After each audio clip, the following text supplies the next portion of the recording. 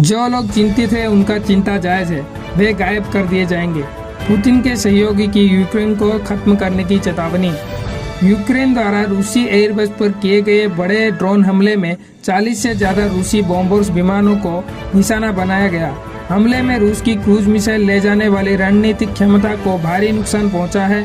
Ukraine ने इसे अब तक की सबसे दूरी वाली ऑपरेशन बताया है। रूस ने जवाब में प्रतिशोध की चेतावनी दी है। रूस और यूक्रेन के बीच जारी युद्ध एक बार फिर उग्र रूप होने की राह पर है।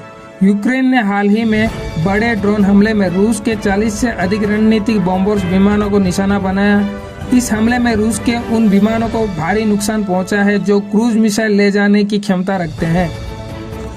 इस हमले के बाद रूसी राष्ट्रपति व्लादिमीर पुतिन के सहयोगी और पूर्व राष्ट्रपति दिमित्री मेदवेदेव सख्त लहजे में कहा कि इसका जवाब जरूर दिया जाएगा।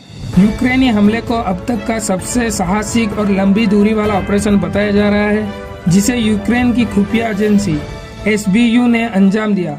यूक्रेनी राष्ट्रपति व्लादिमीर ज़ेलेंस्की ने कहा कि ये पूरी तरह यूक्रेन का परिणाम है। ऑपरेशन की योजना 1 साल 6 महीने 9 दिन पहले शुरू की गई थी और अब इसे सफलतापूर्वक अंजाम दिया गया। रूस की प्रतिक्रिया प्रतिशोध तय है। यूक्रेन के इस हमले के बाद रूस में नाराजगी साफ तौर पर देखी जा रही है।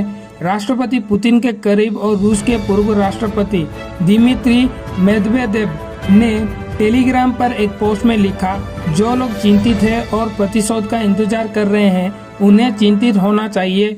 ये एक सामान्य व्यक्ति की भावना है। प्रतिशोध अवश्य होगी। मेदवेदेव के इस बयान से स्पष्ट है कि रूस इस हमले को हल्के में नहीं लेने वाला और वो इसका जवाब देने की योजना बना रहा है। सीज फायर की बातचीत और बंदी विनिमय। दिलचस्प बात यह है कि इस हमले के महज 24 घंटे के अंदर यूक्रेन और रूस के अधिकारियों के बीच एक बैठक हुई, जिसमें एक बड़े स्तर पर युद्धबंदियों के आदान प्रदान को लेकर सहमति बनी। ये बैठक ऐसे समय पर हुई जब दोनों देश के बीच युद्ध विराम को लेकर बातचीत भी चल रही थी। रूसी बॉम्बर्स पर हमला, नुकसान और मैसेज। रिपोर्ट्स के मुताबिक इस हमले में रूस के रणनीतिक विमानों का 34% बेड़ा क्षतिग्रस्त हो गया। आर्थिक नुकसान की बात करें तो इससे करीब लगभग $7 अरब की क्षति का अनुमान लगाया जा रहा है। यूक्रेन की सुरक्षा एजेंसी द्वारा साझा किए गए वीडियो में रूस के बॉम्बर्स विमानों की एक लाइन दिखाई गई, जिससे काले धुएं के गुब्बारे उठ रहे थे। यूक्रेनी सुरक्षा सूत्रों ने कहा, रूस में दुश्मन के रणनीतिक बॉम्बर्स बड़े पैमाने पर जल रहे हैं। ये SBU के विशेष ऑपरेशन का परिणाम है।